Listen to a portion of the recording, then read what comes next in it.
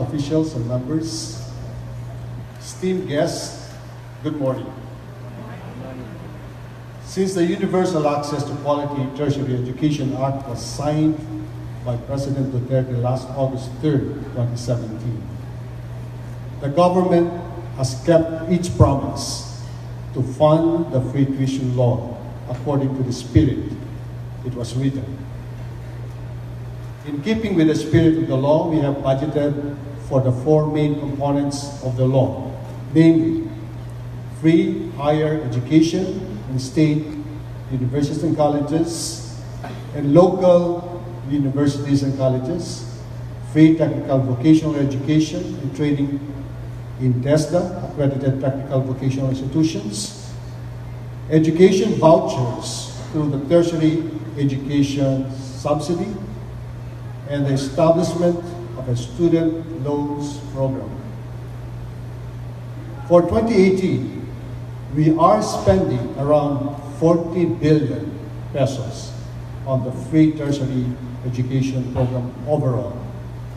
As it stands, the proposed budget for the program in 2019 is around 11 billion peso increase from 2018. Around 44 billion pesos will be lodged in the Commission on Higher Education, CHED, while 7 billion will be lodged in the TESDA budget. Both the numbers and arrangements surrounding the budget for the free tuition program are of course still subject to changes in Congress. Through this law, we have effectively done away with the cost-sharing principles in funding higher education and adopted a more dual-track system. In countries with dual-track systems, public universities are kept inexpensive but have limited carrying capacity. Hence, significantly more expensive private schools or universities absorb much of the demand for higher education. The system is shared by countries like Russia, Japan, and a number of countries in Latin America. To be perfectly candid with you, I oppose the passage of the free tuition law. Such a law would allow for many leakages. Filipinos who are eligible for college education are likely to be able to afford an education in the first place. I argued providing free tertiary education would subsidize the rich and the middle class, and furthermore, the international experience had been, at least in countries with some degree of income inequality, that dual-track systems would do little to benefit the poor for precisely the reasons I have brought to the table. The other strong argument is that in an economy where there is budget constraint, and I can't imagine of any economy with no budget constraint, there is a strong economic justification to allocate resources to basic education than to tertiary education. The benefits of basic education go to both the individuals and society, whereas the benefits of tertiary education are enjoyed largely by the recipients of the tertiary education. Of course, I could not downplay as well the increasing demand for higher education from all levels of society. Higher education, whether correctly or incorrectly, promises better jobs, higher earnings, and greater social mobility. This demand, I also feared, might actually exceed the growth of employment opportunities requiring this level of education. There are, of course, long-term benefits to higher education, which I believe the President is fully sold on, and I am with him here. A better educated citizenry means greater economic prosperity, as well as the advancement of democracy and social justice. It is with these short-term challenges and long-term goals in mind that we tread free tertiary education carefully. The success of the program depends on a number of factors, namely the quality, inclusivity, and adaptability of the program. As a government program, the success of universal access to quality tertiary education program should be measured in terms of overall social benefit. The focus should be in producing an agile, competent workforce that is being demanded by a globalizing and, mind you, an aging world, not half-baked, unemployable graduates. As I have mentioned, investing in higher education has important long-term returns. For one, it is responsible for producing a cohort of citizens with the knowledge and aptitude required for managing our most important public and private institutions, government, business, hospitals, schools, media, among others. Ultimately, higher education ensures the sustainability of our economy and our democracy. And this is a tall order. It requires those of you who run our universities and colleges to adhere to strict quality standards. The universal access to quality education emphasizes this point by requiring CHED and TESDA to establish stronger quality standards and requiring universities to have better student information systems, as well as requiring comprehensive student guidance and career development services. Given the limited carrying capacity of our SUCs and LUCs, we are also enforcing eligibility requirements for students.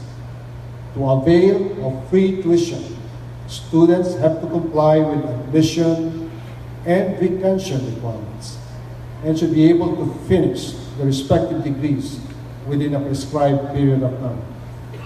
And I hope universities are also up to the ante by requiring rigorous entrance examinations for incoming students. This brings me to my next point, the inclusivity. In countries with dual-track systems and some degree of income inequality, what happens is that students from upper and upper middle income families are the ones who end up passing rigorous public university entrance exams after having benefited from a more superior, usually private, elementary and secondary education. Meanwhile, students from middle to lower middle income and rural families are excluded altogether or forced to pay tuition fee dependent on inferior private universities.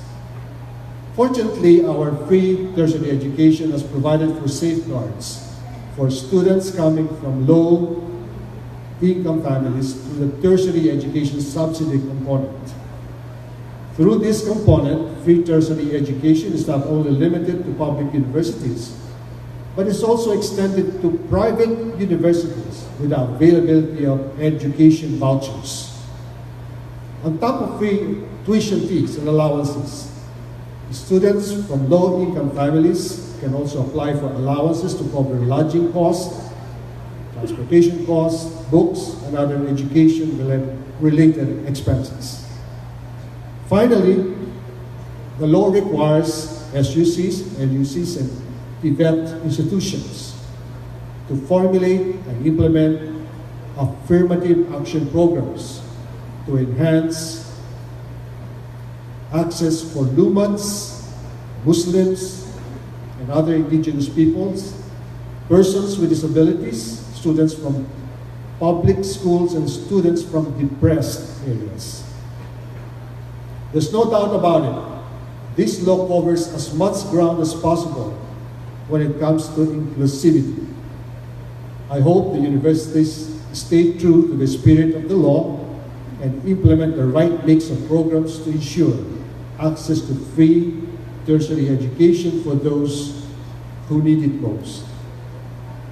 I talk about the experience of other countries with dual track system in higher education because I want us to learn from their experiences.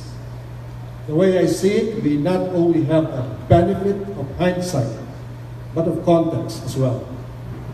Our public universities service different populations due to our geography. Hence, we do not have to fear for hyper-competition, benefiting the rich over the poor for most of our universities, except maybe UP. Furthermore, we can expect to close the gap on income inequality in the coming years. Unlike any other administration before it, the Duterte administration has come up with a target for poverty reduction. We want to reduce poverty in this country from 21% to 22% by 2022. This further levels the playing field for our young population.